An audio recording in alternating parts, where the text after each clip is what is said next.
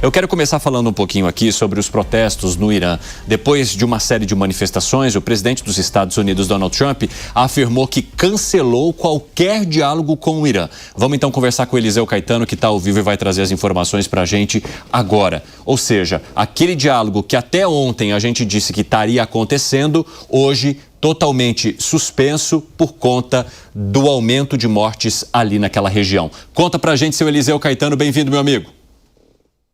Salve, salve, seu Evandro Cini. Muito boa tarde para você. Aliás, bem-vindo de volta das mini-férias, né? Achei que a gente só ia se encontrar lá no dia 26 de janeiro, dia do meu aniversário, mas não. Acabou o que era doce, de volta ao trabalho.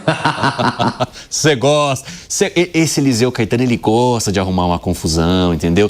Trazer ali uma indiretinha que provoca uma curiosidade, exatamente porque a partir do dia 26 de janeiro eu estarei com vocês, não mais à tarde, mas de manhã, no Jornal da Manhã, às 7 horas. E aí o Eliseu Caetano, que também participa do Jornal da Manhã, completará aí alguns anos de idade nessa data, no dia 26, e aí eu já estou preparando também um parabéns para poder desejar ele lá na frente. Fala aí, meu amigo. Pode falar, rapaz. Vou quarentar, tô entrando no Zenta em grande estilo, viu? Na companhia do novo Jornal da Manhã e sua. Lá, é claro, aqui na programação da Jovem Pan. Aliás, muito boa tarde também para todo mundo que está aí no estúdio, nossos companheiros de 3 em 1, os nossos companheiros de programação da Jovem Pan e, claro, todo mundo que acompanha aqui as nossas tardes, né? O Cine, essa situação, ela não chega a pegar todo mundo de surpresa porque é uma escalada que a gente pode até chamar de natural de toda essa confusão que está acontecendo no Irã. Para a gente contextualizar para a nossa audiência, há 3 semanas o Irã literalmente eclodiu de manifestações em diversas cidades, em diversos estados, muita gente nas ruas pedindo pelo fim do regime dos ayatolás, pela queda do líder Ali Khamenei. E aí essas manifestações cresceram de tal forma que tomaram o país. E a única maneira do regime se manter no poder, foi como? Realizar uma repressão violenta. E aí eles não estão utilizando, as forças de segurança do Irã, né? Balas de borracha, por exemplo, ou sprays de pimenta, fumaça, nada do tipo. É munição de verdade mesmo, é tiro em cima da população civil. Jovens, crianças, idosos, mulheres, há uma estimativa de que há pelo menos 2.000 mortos nessas 3 semanas de protestos, mas agências independentes já dizem que há 12.000 mortos, uma chacina. Nosso companheiro de Jovem Pan, o Luca Bassani, me fez uma comparação agora há pouco dizendo o seguinte, que 12.000 mortos em 3 semanas seria a média diária de um ano de guerra entre Israel e Hamas lá na faixa de Gaza. Eliseu, e rapidamente, eu já vou passar para você continuar trazendo suas informações, só quero trazer um registro aqui ao vivo no nosso 3 em 1 de que Donald Trump está falando nesse momento em relação às sanções ao Irã, exatamente porque os Estados Unidos têm adotado uma postura muito mais robusta em relação à situação dos protestos e, inclusive, Donald Trump enviou uma mensagem aos manifestantes pedindo que eles continuem nessa tentativa de, digamos, derrubar o regime iraniano, mesmo depois de tantas mortes, e que os Estados Unidos estão dispostos a, inclusive, auxiliar nesse movimento, exatamente por conta da maneira como os Estados Unidos enxergam o regime teocrático naquela região. Daqui a pouco a gente vai trazer trechos, então, de Donald Trump. Enquanto isso, o Eliseu Caetano vai contextualizando um pouco mais dessa situação para a gente. Nós acompanharemos as imagens ali. Pode continuar, seu Eliseu. Evandro, essas são imagens ao vivo. Donald Trump está nesse momento em Detroit, no Michigan, na inauguração do chão de fábrica de uma montadora de carros. Ele obviamente vai falar sobre essa inauguração, mas há no script dele um trecho de fala sobre Irã. E aí há muita expectativa, porque eu estava contextualizando o que está acontecendo lá, agora o que está acontecendo agora e o porvir, que pode literalmente fugir do controle, porque o governo do Irã, o regime teocrático do Irã, está reagindo contra os manifestantes de forma muito violenta, matando mesmo. Inclusive, amanhã está marcado por lá a pena de morte de um rapaz de apenas 26 anos que foi preso em uma dessas manifestações. A mídia internacional disse que é uma maneira de mostrar para a população, olha, é isso que acontece. Vocês vão ser levados à morte, ao corredor da morte, e sem direito a julgamento, sem direito a advogado, caso continuem se manifestando. E aí o Donald Trump tem utilizado as suas redes sociais para fazer postagens e dizer coisas como, por exemplo, que ele estava disposto a conversar com o regime iraniano. Inclusive, Teherã entrou em contato com Trump ontem, Cine. E aí o que aconteceu? Trump hoje já disse que não quer mais conversar com Teherã, que não tem mais nenhum canal de diálogo diplomático ou direto entre as lideranças abertos nesse momento. Enquanto o governo do Irã continuar reprimindo os protestos, vai ser assim. Donald Trump ainda afirmou que essa ajuda ao povo iraniano está sim a caminho, que os manifestantes podem aguardar ajuda, mas ele não detalhou medidas e por isso essa coletiva que ele está dando nesse momento ao vivo, direto da cidade de Detroit, é aguardada. Exatamente, Eliseu. Eu quero até aproveitar que você destacou mais uma vez essa fala ao vivo. Nós vamos acompanhar um trecho para ver se ele está se manifestando sobre a situação do Irã neste momento com a tradução simultânea do nosso querido Luca Bassani. Vamos lá. Agora eu sou o maior fã da Venezuela, estamos trabalhando muito bem com eles. Anteriormente era um verdadeiro desastre. Nós estamos trazendo a Venezuela de volta. E será algo grandioso para a Venezuela e também para o nosso país.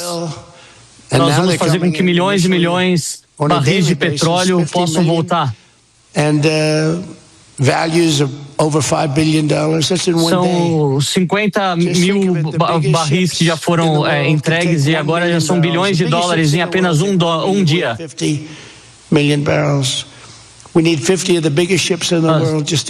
Nós teremos cerca de 50 milhões de barris nos maiores navios do mundo, maiores petroleiros do mundo. Nós vamos trabalhar com a Venezuela e vamos fazer aquele país muito forte novamente. Vamos fazer com que os preços do óleo voltem a cair. Já está no momento mais baixo em 5, 7 anos, depois da inflação colossal que foi herdada por Joe Biden.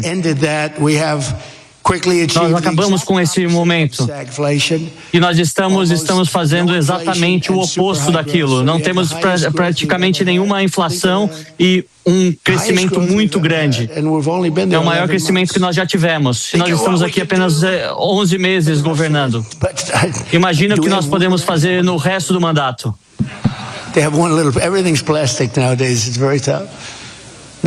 Acho que é plástico que eles têm.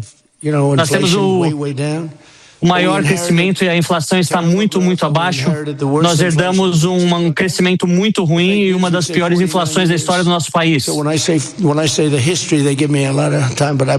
Quando eu falo para olhar a história, as pessoas gozam de mim, mas de fato a história mostra a verdade. Estávamos numa posição muito, muito ruim. Eu acredito que seja o pior em 49 anos, como estavam dizendo, mas nós temos uma das menores inflações em muitos anos, apenas 1,6%. E o PIB vai crescer acima das expectativas. Vai ser um dos crescimentos mais expressivos em muitos anos. Tudo isso acontecendo apesar do shutdown feito pelos democratas do nosso governo. Se não tivesse o shutdown, nós teríamos um crescimento de PIB de quase 7%. Imagina isso. E se nós continuarmos a desregulamentação, nós teremos chance de não precisar crescer as taxas de juros todas as vezes.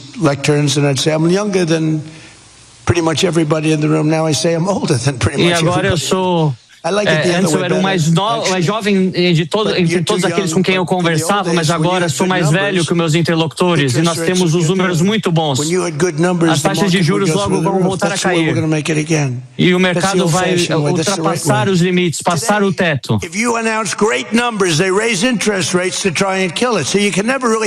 Hoje, se você anuncia bons números, eles tentam subir os juros para acabar com essa movimentação positiva. Nós teremos ótimos meses pela frente, ótimos quadrimestres pela frente. Quando nós anunciamos números incríveis, o mercado vai para baixo, porque no Federal Reserve, o Banco Central, ele faz de tudo para nos regular. Eles aumentam a taxa de juros.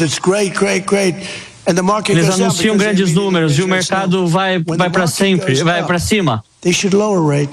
E quando o mercado sobe, eles deveriam diminuir a taxa de juros. Vamos ver o que podemos fazer. Nós queremos voltar para o padrão antigo. Quando temos boas notícias, o mercado deve subir e não cair. Nosso potencial de crescimento ele é ilimitado e nós poderíamos estar num patamar muito mais alto.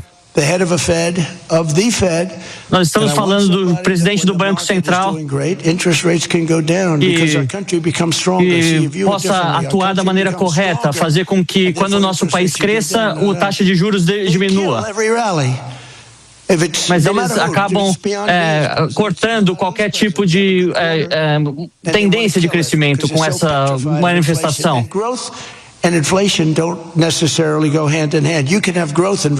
crescimento e inflação não necessariamente estão de mãos dadas. Nós vamos trabalhar com isso, vamos tentar mudar isso.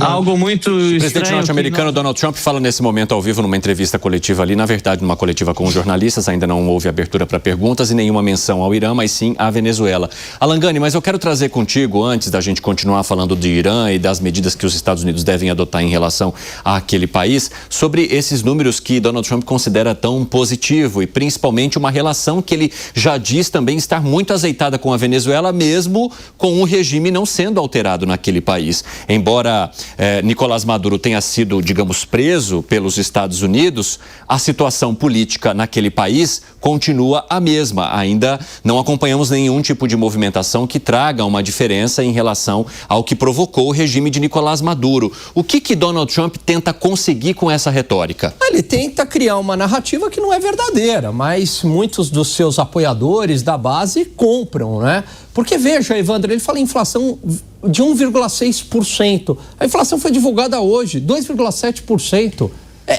Não é verdade esse dado, é mentira. Um crescimento robusto. A economia americana cresce de 1,5% a 2%. Aí ele diz o seguinte, olha, se não fosse o shutdown é paralisação de parte do governo, hein? Cresceria 7%. Então, peraí. O governo norte-americano tem um peso brutal no crescimento econômico, é isso? O país, né, em tese, mais liberal do mundo, maior potência capitalista. Então, o governo pesa tanto para crescer 7%. Então, ele está chutando este número. É claro, os economistas fizeram esse cálculo em torno de 0,3, 0,5 no máximo, né? Então, é claro que é um discurso, uma narrativa que tenta convencer quem vive alheio da realidade. Como é que você avalia, Cássio? O país mais liberal do mundo, o berço do liberalismo, hoje vive sob o comando de um nacionalista, de um populista. E a política pública, as políticas públicas adotadas pelo Donald Trump, independem de viés ideológico. Ele é muito defendido pela direita, mas se nós olharmos a estrutura econômica da atuação do Donald Trump, é nacionalismo e populismo puro, que vai desaguar naquele protecionismo que nós já mencionamos em outras oportunidades. Nós tivemos algo parecido no Brasil entre 2010 e 2016. Eu não vou nem falar qual era o nome do governo aqui, para eu não ser amplamente criticado pelos defensores do Trump. Mas, na essência, a estrutura econômica é a mesma. Bom, essa época, então, Dilma Rousseff. Dilma Rousseff. Protecionismo. Você não fala, mas eu falo. Fala, Piperno, você agora. Olha, ele fez um grande show de mentiras, né? Ele inventou cifras, essa história dos 7%. Imagina, a economia americana nunca cresceu 7% em mais de 70 anos, mas nem no pós-guerra. Não tem como crescer 7%. Isso é uma mentira. Outra coisa, que a inflação foi baixa, como disse o Alan. Não foi assim. Terceira coisa, veja, o governo americano tenta tirar o presidente do Banco Central na marra. Imagina se isso acontecesse aqui no Brasil. Agora, quando ele fala da questão do petróleo, aí é um ponto delicado, porque é evidente que ele está querendo roubar o petróleo da Venezuela. Da mesma forma que o petróleo se torna o grande objetivo das ações contra o Irã. Mas veja, de fato o preço do petróleo caiu, mas não por ação do governo. É que em 2022 o preço do petróleo disparou por conta da invasão da Ucrânia. Então, naquele momento, o barril chegou a valer $130. Aliás, eu vi uma conta muito bem feita outro dia. O preço do barril do petróleo fechou 2025 cotado em cerca de 33% menos do que foi em 22. Isso significa que mesmo o petróleo se tornando o maior, o principal produto da pauta de exportações do Brasil, mesmo assim, o Brasil comparativamente deixou de ganhar por conta disso. Agora, quando baixa o petróleo, baixa a inflação para todo mundo. Esse é outro milagre que os bancos centrais teimam em não explicar direito. Agora, sobre a situação envolvendo o Irã, nós estamos monitorando se Donald Trump falará algo relevante em torno daquele país, mas eu quero voltar a falar aqui com o nosso Eliseu Caetano, porque o Conselho de Segurança dos Estados Unidos deve se reunir para tratar dessa situação. Eliseu, e o que a gente pode esperar? Exatamente, Cine. Esse Conselho de Segurança Nacional vai se reunir hoje, ainda na tarde dessa terça-feira, e é uma grande expectativa de que Donald Trump saia desse evento em Detroit, no Michigan, onde ele está ao vivo falando agora nesse momento, e vá para a Casa Branca se encontrar com o vice-presidente do país, com o secretário de Estado e outras autoridades para tratar sobre Irã. Inclusive, atenção aí, hein? Porque tá no script dele lá em Detroit falar sobre o Irã. E claro que jornalistas também vão perguntar no famoso quebra-queixo. Mas lá em Washington já acontece agora de tarde essa reunião do Conselho de Segurança Nacional. Ele é visto como um passo central na coordenação da resposta americana à situação do Irã lá no Oriente Médio, envolvendo aí possíveis medidas diplomáticas, econômicas e estratégicas. Agora, o que é o Conselho de Segurança? A gente fala muito da ONU, né? Esse é o Conselho de Segurança dos Estados Unidos, viu? É o principal órgão do governo americano responsável por assessorar o presidente em temas de segurança nacional, política externa e defesa. Foi criado lá atrás, em 1947. O Conselho não tem função legislativa, mas exerce uma forte influência nas decisões presidenciais, incluindo aí sanções econômicas, diplomáticas e, em casos extremos, até mesmo ações militares, viu? Quem está lá nessa reunião, que começa daqui a pouquinho, já há uma movimentação na Casa Branca agora, só aguardando o Donald Trump chegar. O presidente dos Estados Unidos é quem preside o Conselho, obviamente. Aí vem o vice-presidente, J.D. Vance, o secretário de Estado, Marco Rubio, o secretário de Defesa ou de Guerra, Pete Hegseth, o secretário do Tesouro, o conselheiro de Segurança Nacional, além de outras autoridades, como, por exemplo, o diretor da CIA, que é a Agência de Inteligência dos Estados Unidos, o diretor de Inteligência Nacional, o chefe do Estado-Maior Conjunto.